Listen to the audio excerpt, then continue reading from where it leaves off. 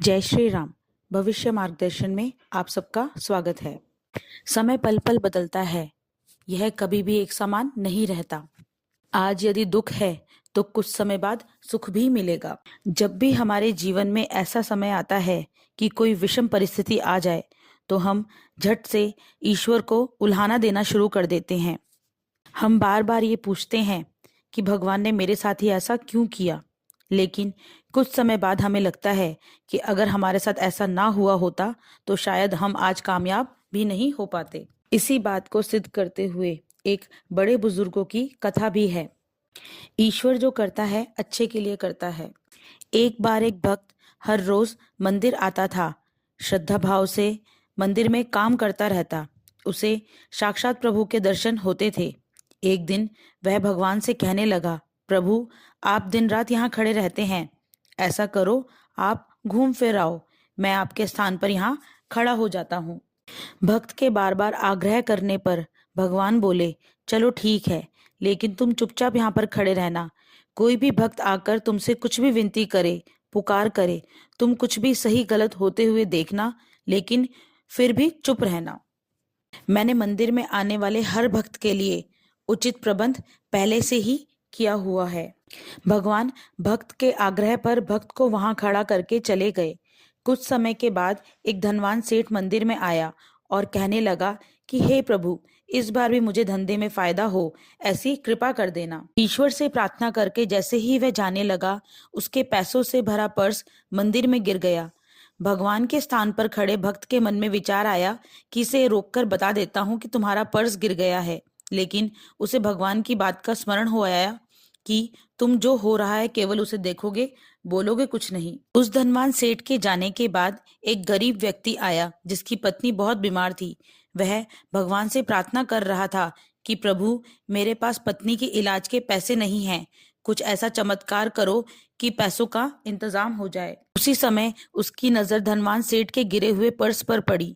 उस गरीब व्यक्ति ने पर्स उठाया और उसमें पैसे देखकर कहने लगा कि भगवान, आपकी लीला अपरंपार है। इधर मैंने आपसे विनती की, उधर आपने चमत्कार भी कर दिया। वह गरीब व्यक्ति ईश्वर का धन्यवाद कर मंदिर से चला गया। भगवान के स्थान पर खड़े भक्त ने इस बार भी उसे रोकना चाहा कि इस पर्स का यहाँ गिरना ईश्वर का चमत्कार नहीं, बल्कि यह तो सेठ की गलती से गिर गया था। लेकिन भगवान की बात का स्मरण करके वह चुप रह गया। उस गरीब व्यक्ति के जाने के बाद मंदिर में एक व्यापारी आया जो कि व्यवसाय के लिए समुद्री जहाज से दूसरे देश में जाने वाला था। ईश्वर से कामना करने आया था कि उसकी यात्रा सफल हो। अभी व्यापारी प्रार्थना ही कर रहा था कि इतने में धनवान सेठ पुलिस को लेकर मंदिर में आ गया कि मंदिर में किसी ने मेरा पर्स चुरा लिया है। धनवान सेठ को लगा कि उसके जाने के बाद उसका पर्स व्यापारी को मिला है और शायद उसी ने उसका पर्स कहीं छुपा दिया है। पुलिस ने जैसे ही व्यापारी को पकड़ लिया, भगवान के स्थान पर खड़ा भक्त बोला कि पर्स तो उस गरीब आदमी ने उठाया है जिसकी बीवी बीमार है। यह व्यापारी तो निर्दोष है। पुलिस वालों ने उसे छोड़ दिया और गरीब को पकड़ने चले गए। भगवान जब वापस आए तो भक्त ने सारा घटनाक्रम उनको सुनाया। उसे लगा कि भगवान उसे इस कार्य के लिए शाबाशी देंगे, लेकिन भगवान कहने लगे, मैंने तुमसे कहा था कि तुम चुपचाप यहाँ खड़े रहना, लेकिन तुमने सच्चाई बताकर सब गड़बड़ कर दी। वह धनवान सेठ लोगों को लूटकर उल्टे सीधे तरीकों से धन अर्जित करता था। अगर उस गरीब की पत्नी का इलाज उसके पैसों से होता तो अनजाने में ही सही उसे पुण्य प्राप्त होता।